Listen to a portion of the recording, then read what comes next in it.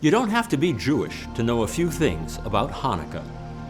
Everybody's heard of Hanukkah, but what exactly is it? What does it commemorate? Here are 5 things you might not have known.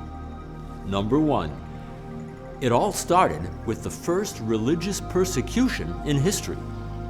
The year is 168 BCE, before the Common Era. Jerusalem, as well as the whole land of Israel, is firmly in the grip of the Seleucid Empire to the north. At its helm is a king, one of a whole dynasty of Seleucid kings who founded the great ancient city of Antioch. He is appropriately named Antiochus IV. He honestly believes himself to be a god, the very manifestation of God, and for this reason he adopts the surname Epiphanes, which basically means God made manifest, but few take him seriously. His foes devise an interesting term by which they refer to him. Laughingly, they call him Epimanes, meaning madman. But this king, Antiochus Epiphanes, goes on to perpetrate the first great religious persecution in human history. The ancient Jewish historian Flavius Josephus puts it like this: he dismantled the walls of Jerusalem, burning the finest parts of the city. He carried away the golden vessels and treasures of the temple. He put a stop to the sacrifices. He polluted the altar by offering up a swine on it, knowing that this was against the law of Moses. He compelled the Jews to give up their worship of God and to stop circumcising their children. Those who persisted were mutilated, strangled, or crucified, with their children hung from their necks. On a religious level, the worst event of all is the offering up of a swine, an unclean animal, on the altar of the temple, and the sprinkling of its juice inside the mysterious chamber called the Holy of Holies. But Antiochus Epiphanes gives no quarter to those who resist. He does the unthinkable. He has an altar to the Olympian Zeus erected in the Temple of Jerusalem, and an idol placed there, bearing his own image, where sacrifices are made at its feet. Furthermore, he commands that all across Judea, the local inhabitants are to pass a litmus test to determine whether they are willing to give up their faith. They are to be forced to offer up a swine on every local altar and to taste of its flesh. An ancient historian writing the book of Maccabees records the following: a Jew went up to offer sacrifice, a swine, as King Antiochus commanded, on the altar in the town of Modi'in. An old priest, Mattathias, saw him and was filled with zeal, and he was roused to anger and ran up and slaughtered him upon the altar. Then Mattathias cried out in a loud voice in the town and said, "Let everybody who is zealous for the law and stands by the agreement come out after me." And he and his sons fled to the mountains and left all they possessed in the town. Number 2, those who flee become the nucleus of what is perhaps the first great guerrilla resistance movement, determined to take up arms in the liberation of their land from foreign tyranny. Soon after the events in Modi'in, the old patriarch Mattathias dies, passing the torch to his sons. The eldest of the 5, named Judah, now takes up the sword on behalf of his oppressed people. A massive Syrian army commanded by an infamous commander, Apollonius, musters against the Judean renegades. They're like the British troops of King George descending upon the patriot militia, and they have no more luck against a vastly inferior force than the Redcoats will have 2 millennia later. Marching in fine columns, their armor gleaming under a brilliant sun, the Syrians are attacked from nowhere by the sons of Mattathias, who have organized a militia of freedom fighters. The Syrians are cut to ribbons. Apollonius' sword is taken up by Judah, who now wields it as a symbol of defiance, pursuing the fight for the liberation of Jerusalem. In response, the head of the entire Syrian army, Seron, heads south toward Judea to crush the resistance. Judah rushes into battle against Seron and his men, who are utterly routed before the Israelites.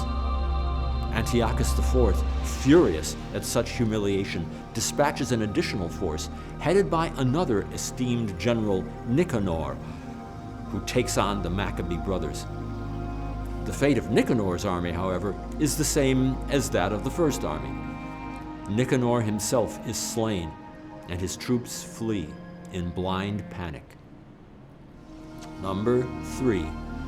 Judah, the hero, comes to be known as the Maccabee, parroting an ancient Hebrew word meaning hammer, for he strikes hammer blows into the flanks of the Syrian forces.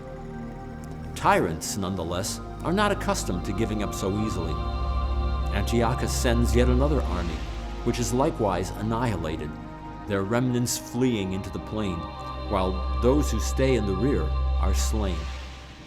After 4 grueling years of battle, in 165 BCE, the ragtag army of the Maccabees marches into the city of Jerusalem. The temple is cleansed and rededicated in an 8-day festival known as Hanukkah, commemorated to this day on the 25th of the Hebrew month of Kislev. The defiled temple is rededicated, and the candelabra, the menorah, is lit. There had always been a 7-branched menorah in the temple, but it had long been extinguished during the Great Persecution. The story is told that the Maccabees found just enough sacred oil to last a single night, but they lit the menorah with what they had. Miraculously, it burns for 8 full nights, long enough for new oil to be prepared. And that's why Hanukkah became an 8-night celebration.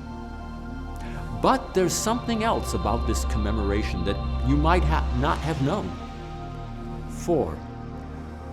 With the story of the miracle of the menorah, the Jewish sages chose to de-emphasize the military aspect of the Maccabean revolt and focus on joy and light and the resurgence of Jewish spirituality. Though it's considered a minor holiday, it's one especially enjoyed by children.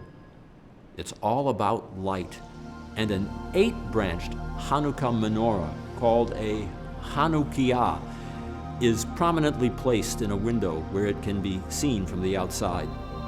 Those 8 branches commemorate the 8 nights, with an additional place for a service light called a shamash.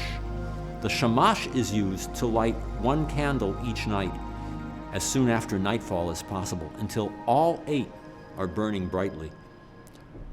While holding the shamash, but before lighting the menorah, the following 2 blessings are recited. Blessed are you, Lord our God, King of the universe, who has sanctified us with his commandments and commanded us to kindle the Hanukkah light. Baruch atah Hashem Elokeinu melech haolam, asher kiddeshanu b'mitzvotav v'tzivanu lahadlik ner Hanukkah. Blessed are you, Lord our God, King of the universe, who has performed miracles for our forefathers in those days at this time. Baruch atah Hashem Elokeinu melech haolam, she'asa nisim le'avotenu b'yamim hahem bizman hazeh. On the first night only, a 3rd benediction is added. Blessed are you, Lord our God, King of the universe, who has kept us in life and sustained us and enabled us to reach this season. Baruch atah Hashem Elokeinu melech haolam, shehechiyanu v'kiyamanu v'higianu lizman hazeh. After lighting the menorah, additional prayers and songs brighten the festive spirit. It's customary to present the children with Hanukkah coins or gelt or other appropriate gifts. All over the world, there is a game with a spinning top that has a Hebrew letter on each side. In Israel, it's called a sevivon, and in Yiddish, which is prominent elsewhere, it's called a dreidel. The letters are Nun, Gimel, He, and Shin, and together they represent the phrase, a great miracle happened there. Nes gadol haya sham. Number 5. If playing in Israel, the letters on the sevivon are different. Nun, Gimel, He, and Pei, rather than Shin. It now reads, a great miracle happened here. Nes gadol haya po. In this land, the land of Israel. Wherever the game is played, participants contribute to a pot with objects such as chocolate, gelt, or pennies, and spin the top to see what they get. If they land on Nun, they get nothing. If Gimel, they get everything. If He, they get half, and if Shin, they add a piece to the pot.